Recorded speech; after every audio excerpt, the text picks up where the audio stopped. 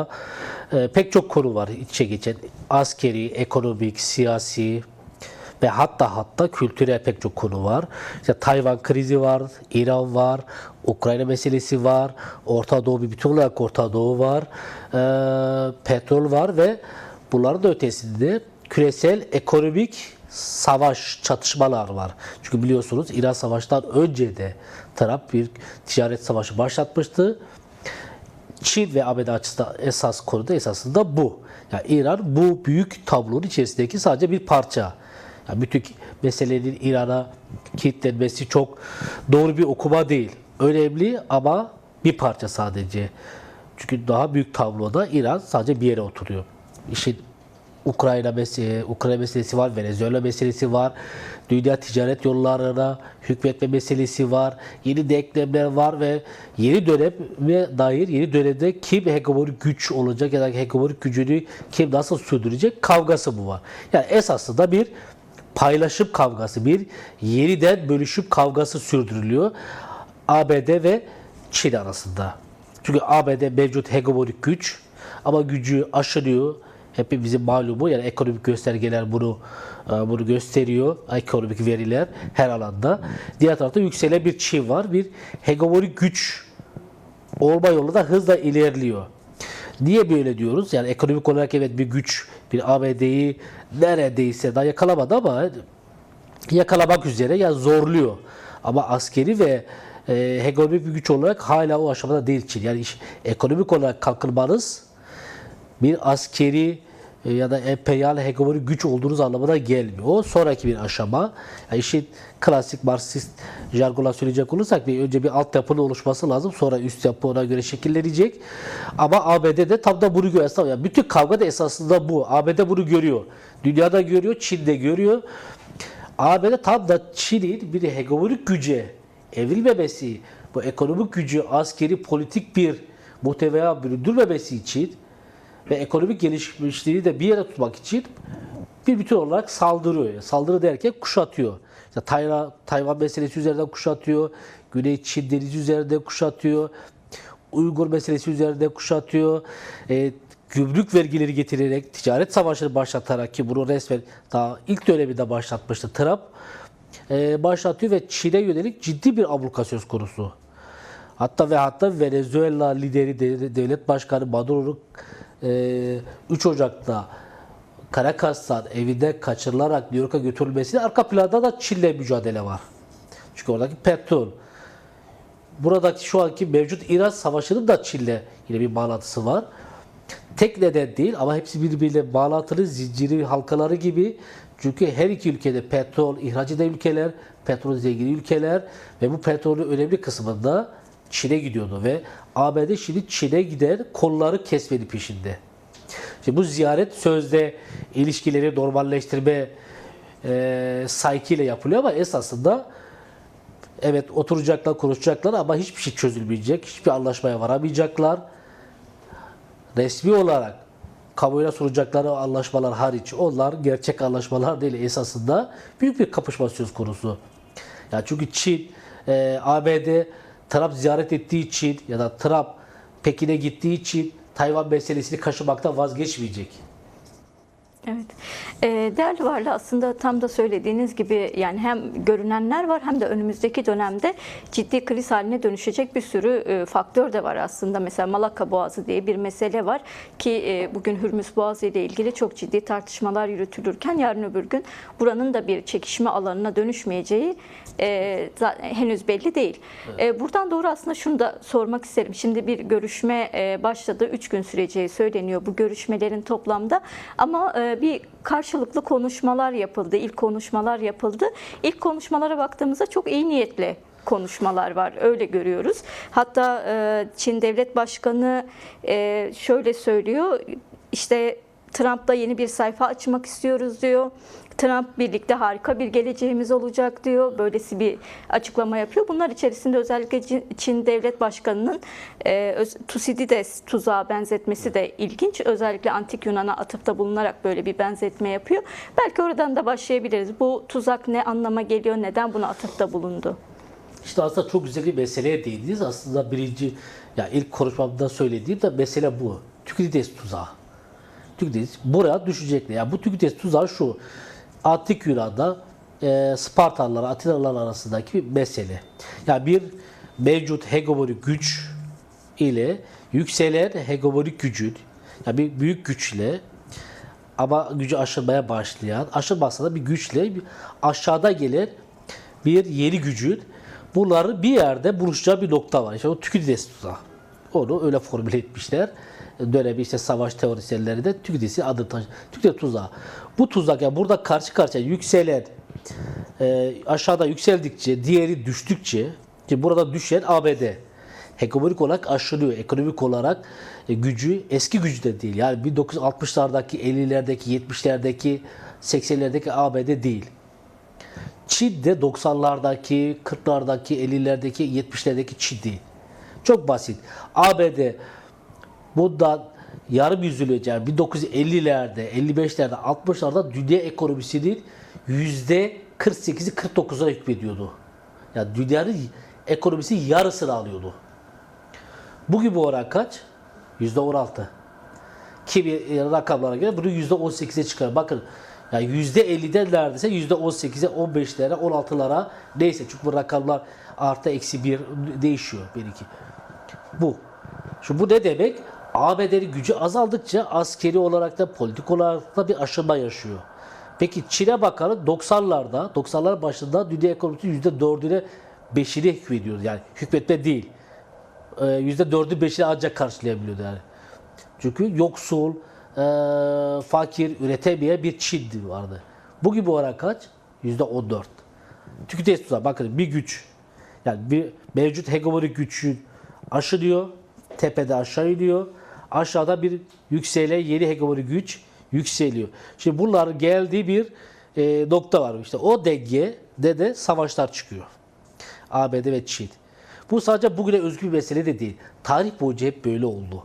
Ta işte Antik Yunan'dan Spartalılar, Atinalılar'a tutun da İspanyollar, Fransızlar, İspanyollar, İngilizler, Hollandalılar, Portekizliler hep böyle oldu. Ve neredeyse insanlık yani siyasi tarih boyunca 100 yılda bir, bu iki jenerasyonda bir, iki kuşakta bir büyük dünya savaşı çıkmıştır.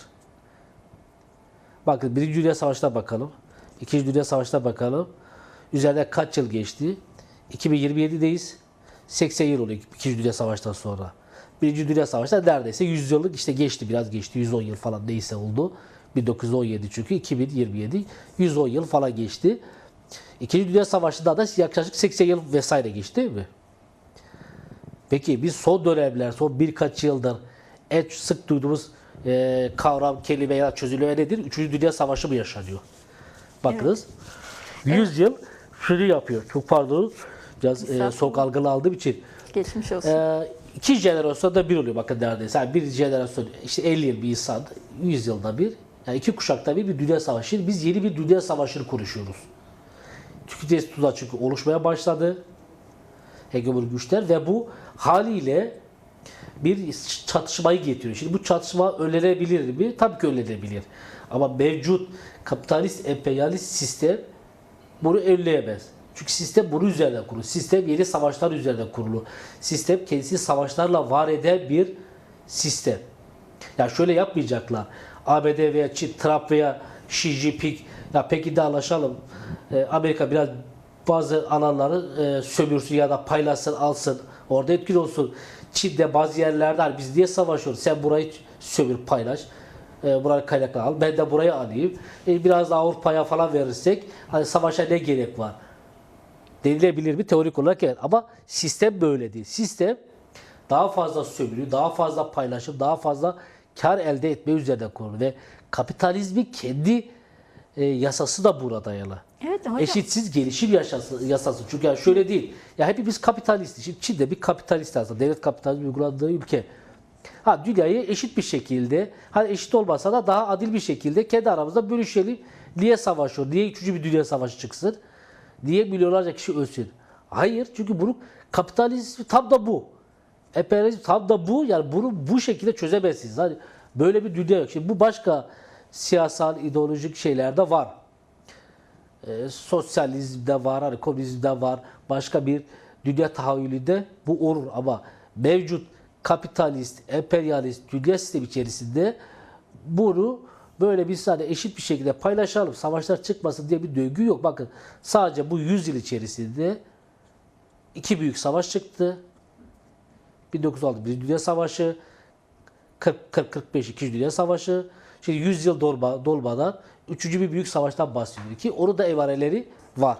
Evet, siz emare olarak yorumluyorsunuz ama bazı yorumcular da mesela aslında 3. Dünya Savaşı'nın bu kez özellikle Orta Doğu'da ve daha diğer ülkeler üzerinden aslında başladığını da ifade ediyorlar. Siz bu daha 3. Dünya Savaşı'nın henüz emareleri olarak mı görüyorsunuz bu çatışmaları ve savaşları? Olarak söylemiştim. Esasında ben bunu birkaç yıldır katıldım hatta burada da bu stüdyolara ara ara geliyorum malum. Dile getirmiştim. Zizek gibi yani ki Avrupa'da işte yani tartışmalı yanları var, tartışılır bir isim figürü ama sonuçta bir entelektüel bir sima ve teori, düşünce üreten, ne yazdığı, ne söylediği merakla izlenen bir isim. Zizek'e göre, Zizek ve Zizek gibi düşünenlere göre 3. Dünya Savaşı çoktan başladı. Çoktan derken de esasında çoktan başladı diyorlar ama asıl başlangıç noktası olarak da Ukrayna Savaşı'nı baz alıyorlar. Yani savaş esasında Ukrayna, İran, Yemen, işte Somali böyle uzatabilirsiniz. Filistin aynı şey. Tabii Filistin işte gene bir Orta Doğu var, onun bir özel yanı var ama savaş çoktan başladı deniliyor ve bütün bu yaşanan alt savaşlar, alt çatışmalar, bölgesel savaşların bunun bir uzatısı olur. Çünkü mevcut dünya savaşı ilk ikisi gibi olmayacak. Çünkü koşullar farklı, dönem farklı, askeri silah teknolojisi farklı, iletişim teknolojisi farklı, ordular farklı. Yani şey değişti. Haliyle hani böyle cephe savaşı gibi olabilir de olmayabilir de bilemiyoruz ama muhtemelen olmayacaktı. Çünkü artık 45'te bir tane nükleer silah sahibi ülke vardı Amerika. Şimdi 8-9 ülke var. Yani bu bir nükleer dehşet dengesi demek. Yani o silahlar kim kime karşı kullanacak? Evet. Şimdi Çin'e nasıl saldırabileceksin? Atom bombası sahibi, nükleer silah sahibi bir ülke. Kime vuruyor? Hindistan'a saldıracak. Hindistan'da, Pakistan'da öyle. İşte diğer ülkeler de öyle pek çok ülke. Haliyle burada ama büyük bir cephe savaşı, büyük bir ilk ikisi de olduğu gibi bir savaş değil de böyle işte Ukrayna'da savaş, İran'da savaş, Lübnan'da, Gazze'de savaş, olmadı Kafkasya'da savaş, olmadı Afrika'da, o Avrupa'nın başka ülkelerinde, bölgelerde savaş şeklinde tezahür edip daha parçalara bölünmüş ama süreklileştirilmiş bir savaş ne diyelim süreciyle, iklimiyle karşı karşıya olabiliriz. Evet. Bu tabii işin tabi kısmı ama tabi olmayan kısmı şu mevcut. Hiç tarihte belki de hiç olmadığı kadar eş zamanlı pek çok savaş yaşanıyor. Bakın Ukrayna Savaşı muazzam bir savaş. Unutturuluyor. Yani gündeme gelmiyor. Çünkü İran ve Hürmüz dolayısıyla. Ama 5 yıldır muazzam bir savaş var orada Avrupa'nın göbeğinde. Evet. Değerli Varlı, buradan tekrar aslında ABD-Çin görüşmesine tekrar dönersek biraz Çin'le ilgili olan kısmıyla ilgili de sormak istiyorum. Yani bu görüşmede bir denge de tartışılıyor aslında. Yani bazı yorumcular bu görüşmeye dair Çin'in ABD'ye ihtiyacından çok ABD'nin Çin'e ihtiyacı var gibi yorumlarda da bulunuyorlar. Belki bu görüşmedeki dengeyi siz nasıl değerlendiriyorsunuz onu da konuşabiliriz. Yani şu an evet genel mesele gerçekten yükselen bir güç var. Bunun karşısında güç kaybeden bir emperyal güç var. Bu genel bir çatışma hali ama yine şu an mesela kimin eli daha güçlü? Belki biraz bunun üzerinden de tartışabiliriz. Ya esasında her iki güçte, her iki ülkede birbirine muhtaç durumda. Çünkü küresel, ya şöyle çünkü bir taşı kaldırdığınız anda pek çok taşı yerinde oynatmış oluyorsunuz. Biz bu genelde hani Orta Doğu'daki denklemi çok kullanırdık ama dünya içi de böyle. Yani bir Hürmüz meselesi bütün bir dünyadaki jeopolitik denklemi, küresel ticareti, ekonomik dengeleri sarstı. Afrika'daki ülkeyi de vuruyor, en küçük ülkeyi de vuruyor, ABD'yi de vuruyor, Çin'i de vuruyor, herkesi etkiliyor. Haliyle herkese ihtiyacı var. Ama sanki burada genel kanının aksine ben daha farklı düşünüyorum. Sanki Çin'in bir tık daha ABD'ye veya bu görüşmede daha bir tık daha ihtiyacı olduğunu düşünüyorum. O neden bunu söylüyorum? Çünkü Hürmüz yakıcı bir mesele ve Hürmüz esasında ABD şu ana kadar çok etkilemiş değil. Hatta bir süre daha, önemli bir süre daha etkilemeyecektir belki de. Tabii ki öyle ya da böyle etkileyecektir. O döngünün dışına çıkması mümkün değil. Ama Çin'i direkt etkiliyor. Niye etkiliyor? Çünkü Çin'in enerji, petrol ihtiyacının neredeyse tamamına yakın, yani yarısına yakın, yarısından fazlası buradan sağlanıyor. Orta Doğu'dan. Yani bunun önemli kısmı da İran. Sadece İran değil ama önemli bir şey. Çünkü aslında rakamlar değil şu an. O rakamlar telaffuz edemiyor. Çünkü İran şeyinin %30-35'lerden bahsediliyor. Çin'in orada aldı. Bir de bunun işte diğer Körfez ülkelerinden çok önemli. Çin bir de nereden alıyordu? Rusya'da alıyor. Şimdi Rusya'da ABD ile savaş halinde. Yani resmi olarak değil ama fiili olarak esasında Ukrayna'da savaşan NATO, ABD, AB, Rusya.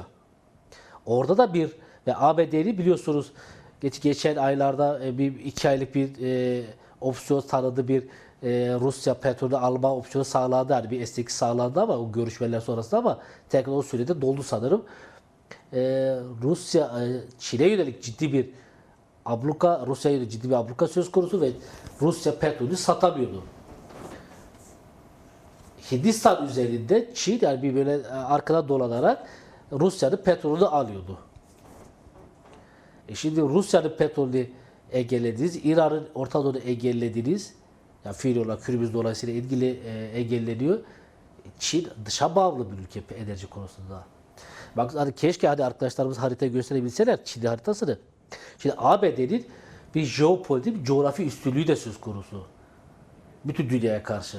Çünkü ABD biliyorsunuz bir okyanus ülkesi ve her iki taraftan da okyanusa açılabilen önü ve arkası, sağı solu açık bir ülke.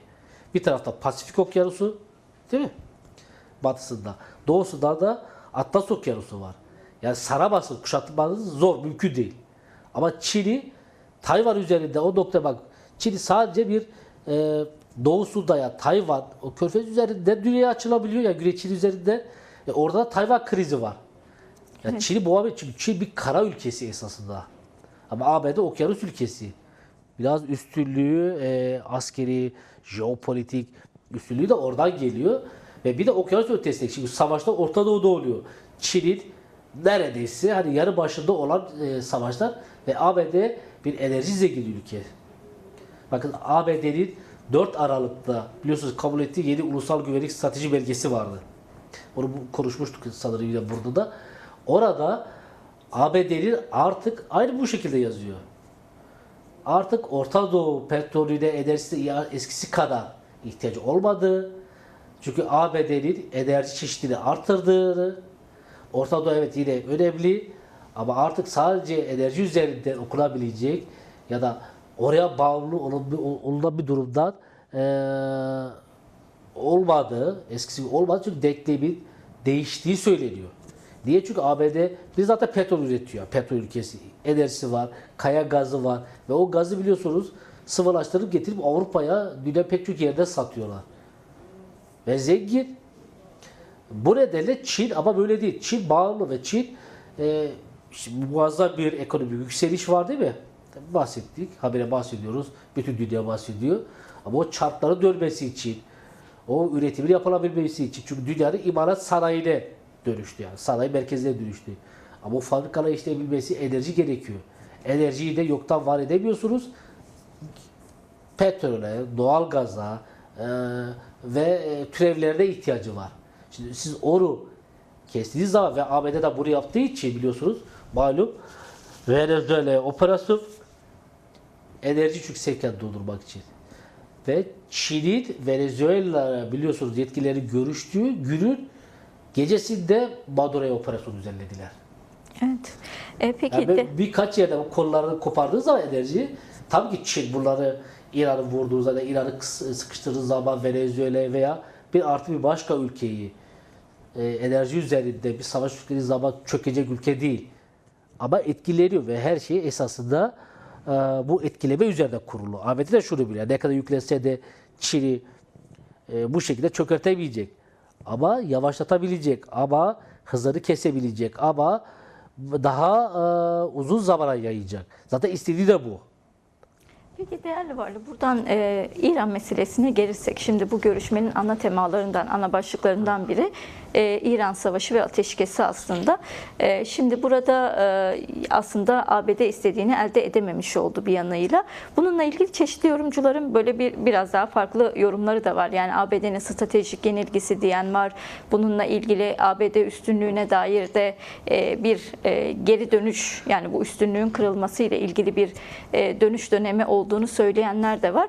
Biraz belki bu süreci de değerlendirebiliriz. Yani şu an Çin'e giderken nasıl bir İran tablosuyla gidiyor ABD? Ya şimdi bu konuda da ben biraz farklı düşünüyorum. Yani çünkü meselelere çok boyutlu bakmak lazım. Yani şimdi birinci doğrudan okuma herkesin aklına gelen ve sosyal medyada da çok paylaşılıyor ya da çeşitli yani derinlemesi yapılmayan analizde de görüyoruz. İşte ABD yenildi. ABD stratejik olarak yenildi ya da yenilmek üzere deniyor. Mesela bunu neye dayanarak söylüyoruz? Yani söyleniyor bu. Bence ABD yenilmedi. ABD stratejik olarak yenilmedi. ABD belki de bunu istiyordu. İşte ABD'nin hedefi neydi? ABD İran'ın zaten yerle bir edemeyeceğini, haritadan silemeyeceğini zaten kendisi de biliyor. Evet, birinci aşamada bir rejim değişikliğini arzuluyorlardı. Ama baktılar o olmadı. Yani birkaç günde o olmadı. Çünkü orada iç muhalefeti kullanamadılar. Kürtler dahil olmadı. Tavır koydular, biz sizin askeriniz olmayız. Bizim üzerinizde hesap yapmayın. İçerideki muhalefet kenetlendi. Bizim Mollalarla kavgamız, kendi iç hesabımız. Biz emperyalistlerin olamayız, aracı olamayız. Bizi araştıramazsınız. Hem Kürtler, yani İran Kürtleri hem İran'daki diğer halklar çok onurlu bir duruş sergilediler. Emperyalizmin başkası olmayız da siz bombalar yağdırırken biz bu ihanettir dediler. Biz kendi kavgamızı kendi görürüz. ABD evet Mollalar rejimine birkaç güne devirip başka türlü bir tahayyül peşindeydi. Olmadı ama bak şimdi savaşı yayıyor ve şimdi savaş yayıldıkça kimin zararına bu? Mesela ABD ya topu 8-10 tane askeri öldü. Çünkü okyanus ötesinde geliyor. Askeri içinde değil ölüyor. Birkaç asker. Yani onlar olabilecek her bu kapsamda bir savaş da çok yani ödediği bedel, fatura çok düşük. Ama savaşı yaydıkça bunun İran'a faturası çok büyük. Çin'e faturası büyük. Ve ABD işte burada da kazanmış oluyor. Ve ABD'nin istediği de bu. İstese savaşı hemen bitirebilir. Bakın bir ateşkes süreci vardı. Süresi bitti. Fiili olarak öyle uygulamada sürüyor değil mi? Devam ediyor. Evet. Ama ucu açık bir durum. ABD her an saldırabilir, her an vurabilirler. Ve tam da istedikleri bu esasında. Şimdi böyle bir şey olabilir mi? Hani şu anda savaş var mı yok mu? Ateşkes var mı yok mu bilemiyoruz. Yani savaş var da ama şu anda saldırılar durmuş durumda. Ama hani o opsiyonu açık bırakıp zaten istediği de bu. Orta Doğu'da uzunca bir süre izlediği strateji de buydu. Bak Suriye'de orada burada. Herkes Suriye'de ABD yenildi, Orta Doğu'da yenildi dedik değil mi? 7 Ekim'den sonra ama 7 Ekim'den sonra parça parça her yeri düz ettiler. Nerede yenildi ve sonra bakın Suriye'de 10 yıl sonra gelip 11 yıl sonra Suriye'yi cihatçılara teslim ettiler ve istedikleri aldılar. Ama yaygın okuma neydi? ABD yenildi, duvara toslandı vesaire bu. İçimizden hani geçen arzuladığımız şey o ama onunla gerçeklik arasında bir açı farkı var. Şimdi ABD dünya küresel petrol dengesi değişmiş, sarsılıyor. Ekonomik ticaret ona sarsılıyor ama ABD'nin sarsıldığı şey çünkü ABD Hürmüz'de bir şey almıyor. ABD buradan etkilenen ülkeler vardır. Ve bu bölge ki o nedenle hani ben stratejik olarak yenildiğini şu diyebiliriz. Bu çok net. Evet istediği şekilde, istediği hızda, istediği biçimde İran'ı alt edemedi. Doğru. Ama bu mutlak yenilgisi ya stratejik yenilgi anlamına gelmiyor. ABD savaşı belki de birkaç yıla yayıp İran'ı her istediğinde vurma tırnak içerisinde özgürlüğü serbestisi çünkü kapıyı bir kez araladılar ya 8 ay içerisinde 2 savaş gerçekleştirdiler. Her İran biraz toparlandığında İran'a saldırdığını düşünsenize. İşte ABD'nin istediği bu. Sürekli geliştirilmiş bir savaş stratejisiyle İran'ı çökertmek. İran ya bu aslında tamamlıyorum bu soruyu. Çip biçme stratejisi. Bu aslında İsrail'in bundan 20 yıl önce, 30 yıl önce olmasa ortaya attığı şu. Yani düşmanını yenemiyorsan, yani tam onu ortadan kaldıramıyorsan, Çin biçme stratejisi nedir o? Hatta Begin tarafından da dönemin İsrail Başbakanı, Savunma Bakanı, Çinler her biraz uzadığında biçeceksin. İsrail'i yaptığı hani Hamas'a, Filistinli örgütlere, Hizbullah'a. Çünkü Hizbullah, Hamas'ı yok edemeyeceksiniz. Çünkü her bir Filistinli, her bir Lübnanlı olduğu müddetçe Hamas'la, Hizbullah'la olur. Değil mi? Bu tarz örgütleri yıkıyor. Ama her biraz güç topladıklarında saldırdığınızda Çinleri biçin. Tekrardan bir 11 yıl, 15 yıl, 20 yıl geriletecek bir pozisyona sürükleyin. İran'da uyguladıkları da bu. Tamamen Çin biçme stratejisi. Çünkü İran'ı yerle bir edemeyeceklerini biliyorlar. Hani çok önemli ağır tahribat verdiler. Askeri teknolojisini, altyapısını, ekonomik altyapısını çökerttiler yani. Şimdi İran hani buradan tamam Molla rejimi yıkılmadı, İran teslim olmadı ama çok ağır yaralar ve İran'ı toparlamaz. Daha geçen gün Trump kendisiydi. Tabi o söylediği için bu doğru anlamına gelmiyor ama biz İran'ı bir 30 yıl geriye ittik. Çok da haksız, ya burada çok haksız değil. Çünkü hesapları, kitapları bu. Bu altyapı yeniden, o nükleer tesisleri, altyapıyı, askeri altyapıyı, ekonomik altyapıyı, ticari altyapıyı yeniden kurması, o kentleri yeniden inşa etmesi, ekonomik güç demek, insan gücü demek, mali kaynaklar demek ve bir sürü tekrardan siz bakın baştan başlayacaksınız. Tam siz bir şey inşa edeceksiniz, bir daha saldıracaklar. Bunu arzuluyorlar, bunu yolunu açtılar. Biraz